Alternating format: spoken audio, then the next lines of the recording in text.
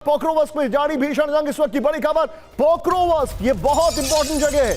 रूस ने एमएलआरएस से कई रॉकेट दागे हैं। ये वो जगह है जो कि नर्व सेंटर है डोनबास का। यहां पर बड़ा हाई कंसंट्रेशन है यूक्रेनी आर्मी का, जो कि अब पीछे हट चुकी है।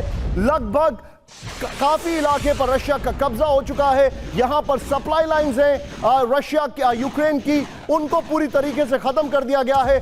पोक्रोवस्क इज गोइंग, और इसीलिए कल प्रेसिडेंट पुतिन फ्रंट लाइन पर पहुंचे। यह भी आपको मैं बताने वाला हूं इस वक्त एक बड़ी खबर। एक और ब्रेकिंग न्यूज, सीधे आइए दिखाइए जरा इस वक्त की बड़ी खबर। यूक्रेन ने मार गिराया रूसी ड्रोन, इस वक्त की बड़ी खबर। जेरान 3 ड्रोन मार गिराया। इंटरेस्टिंग बात क्या है, रशिया के ऊपर अब ज्यादा से ज्यादा, खासकर उसके एनर्जी इंस्टॉलेशंस पर यूक्रेन ड्रोन अटैक कर रहा है। लेकिन वो एक हमला करता है, उसको जवाब में 10 हमले मिलते हैं। और यूक्रेन की स्थिति कोई बताने वाला नहीं है, क्योंकि प्रेसिडेंट ज़ेलेंस्की ने रूल बनाया है कि अगर अंदर की कोई खबर बाहर आएगी तो उसको जेल में डाल देंगे। ये रशिया में नहीं है रूल। वैसे एक और बड़ी खबर, यूक्रेन की मदद को सामने आया नीदरलैंड, इस वक्त की बड़ी खबर। नीदरलैंड यूक्रेन को 22 अरब रुपए की मदद देगा। बड़ी खबर, यूक्रेन अमेरिका से हथियार खरीद सकेगा, यह बड़ी खबर आ रही है। लेकिन इस सब के बीच में हमारे खास मेहमान यहां पर मौजूद हैं, उनके पास मैं जाऊंगा, एक क्विक रिएक्शन उनसे लेना चाहूंगा। सबसे पहले सर मैं आपसे समझना चाहूंगा, पाकिस्तान की मैं बात नहीं करूंगा, लेकिन जो अभी चल रहा है वॉर फ्रंट पर, उसमें एक कंडीशन बड़ी क्लियर है कि जितना हिस्सा है वो हमारे पास रहेगा और इसमें कोई कॉम्प्रोमाइज नहीं है। बातचीत अटकी हुई है सिक्योरिटी गारंटीज पर, उसी में वो 28 पॉइंट है। भारत इसमें क्या कुछ रोल प्ले कर सकता है, या भारत के पास कोई मैसेजिंग आ रही होगी? डिप्लोमेसी कैसे काम करती है एम्बेसडर? देखिए, बात यह है कि जो ज़्यादा डिप्लोमेसी की बात है, मोस्टली तो अंडर कवर होती है डिस्कशन। लेकिन भारत एक यूनिक पोजीशन में है कि भारत यूक्रेन से भी बात करता है, यूएसए से भी बात करता है। प्रेसिडेंट पुतिन तो भारत आ ही रहे हैं और उससे पहले भी उनकी बातचीत हुई है। मैं एक चीज यहां पर बताना चाहूंगा, मॉस्को में जब प्रधानमंत्री थे पिछले साल, तो उन्होंने कहा था यह युद्ध का नहीं बुद्ध का दौर है। वही चीज वो कंटिन्यू करेंगे डेफिनेटली। आप कैसे देखते हैं इसको? बिल्कुल, बिकॉज हमारे यहाँ भारत जो है हमेशा से विश्वास रहा है, प्रधानमंत्री मोदी ने बराबर ये कहा है कि युद्ध का दौर नहीं है, ये जो है शांति का दौर है, जैसा कि आप बुद्ध का दौर कह रहे हैं।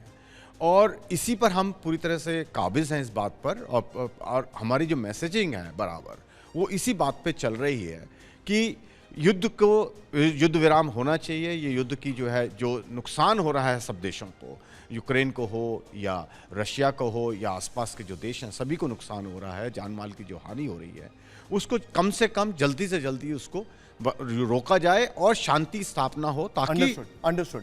अब मैं थोड़ा इसको आगे लेके जाऊंगा। जनरल कुलकर्णी सर, अभी के जो हालात हैं, अभी जो हमने इंफॉर्मेशन देखी, जो भी देखी, अब भारत और रशिया के रिलेशंस को मैं जरा उसको मिरर इमेज में देखता हूं। एक युद्ध यूक्रेन में चल रहा था और एक हुआ ऑपरेशन सिंदूर, और अभी भी एज वी टॉक भारत ने एक और नो टाइम इशू कर रखा है। भारत ने कई सारी वॉर ड्रिल्स की हैं। शांति का रास्ता भी युद्ध की तैयारी से ही होकर गुजरता है, यह भी एक फैक्ट है। अशोका से यह फैक्ट सबको पता है। भारत की जो तैयारी है, वेपनाइजेशन की जो तैयारी है, रशिया का उसमें रोल। निशान शक्ति में शांति, ये बहुत जरूरी है। शक्ति होगी तो शांति भी आएगी। तो रूस का ये जो कहना है और मानना है, ये बहुत ज़रूरी है कि बार बार रूस यूक्रेन को, पूरे वेस्ट को बार बार समझा रहा था कि आप नाटो का एक्सपेंशन ईस्टवर्ड ना करें। आप अपने हथियार जो हैं वो जो ईस्ट यूरोपियन कंट्रीज में हैं, जैसे रोमानिया में ला करके उन्होंने रखे, उसको ना लाएं, और बाल्टिक सी को लेकर के उसका, और सबसे बड़ी बात कि रूस का अस्तित्व जो है उसको खतरा ना हो। लेकिन वेस्ट जो है इसको नहीं माना, और यही कारण है कि बार बार हम कहते हैं कि रूस और भारत की जो दोस्ती है, वो उसका जो नींव है वो भरोसे का नींव है। वो भरोसा यूएस ने तोड़ा। यूएस ने जब सर, इसको आपने जो बात बता रहे हैं ना, मैं थोड़ा सा कुलकर्णी सर आपको रोक रहा हूं। एलेना जी हमारे साथ है। एलेना जी, अपने दर्शकों ने जिन्होंने अभी अभी ज्वाइन किया है, एलेना जी भारत में हैं काफी समय से, and she is married to an Indian. और मेरा ये सवाल आपसे है, भारत और रशिया की जो दोस्ती है, जो हम दोनों मुल्कों में इतना प्यार है, इसके पीछे एक डिफाइनिंग फैक्टर क्या है? like we are all people, we are in love with our culture, and we know each other from long time. Ji. And since very long, education culture is very popular. Lots of बहुत सारे बच्चे Russia जा रहे हैं पढ़ने के लिए, like MBBS course और बस हम लोग यहाँ रहते हैं और अपना कल्चर और अपना नॉलेज यहाँ पर भारत में शेयर करते हैं. देखिए, आप जो बता रही हैं मैं उसको एक्सप्रेस करूं. It's about freedom. दोनों कंट्रीज अपने सिटीजन्स को फ्रीडम देती हैं. एम आई राइट? आप जो हैं, आप म्यूजिशियन हैं. आपका नाम?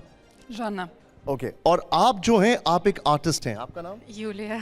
और आप जो हैं, आप एक ब्लॉगर हैं, मुझे बताया. आपका नाम? मेरा नाम नतालिया है. अतालिया है.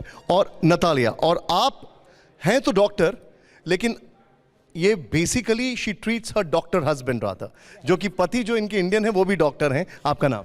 आई एम ओल्गा.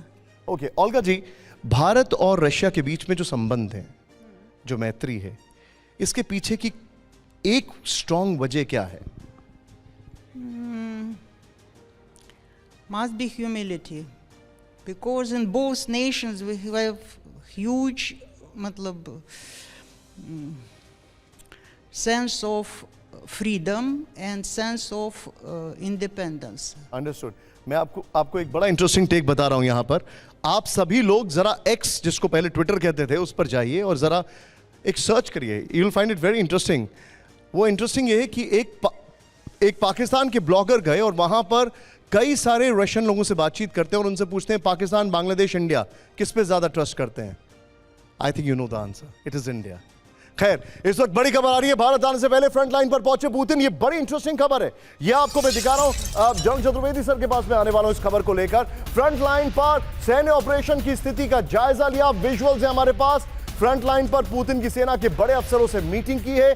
ये तब हुई है जब रशिया को लेकर अमेरिका और यूक्रेन में फाइनल राउंड की बातचीत हो रही है. यह मुलाकात तब हुई है जब ज़ेलेंस्की के ऊपर भड़क गए हैं उन्हीं के दायां हाथ, जिनको हटा दिया गया है, चीफ ऑफ स्टाफ जो थे उनके, आंद्रे यमक. और यह तब बातचीत हुई है जब मॉस्को में एक धमाका हुआ है. सेना से आगे की रणनीति पर चर्चा की गई है. रूसी कमांडर ने यूक्रेन के कई इलाकों पर कब्जे का दावा भी किया है. यह बड़ी खबर इस वक्त आपको बता रहे हैं. आइए जरा कुछ ग्राफिक्स के जरिए आपको बताना चाहते हैं. पुतिन की मीटिंग, यूक्रेन में विध्वंस की तैयारी या फिर फाइनल प्लान देखा जा रहा है. राष्ट्रपति पुतिन की जो सेना है उसके कमांडर से वो मीटिंग कर रहे हैं. फ्रंट लाइन पर गए. ये विजुअल्स, ये जो स्टिल्स हैं, ये देखिए. सेना ने पुतिन को सैन्य ऑपरेशन की ब्रीफिंग दी है.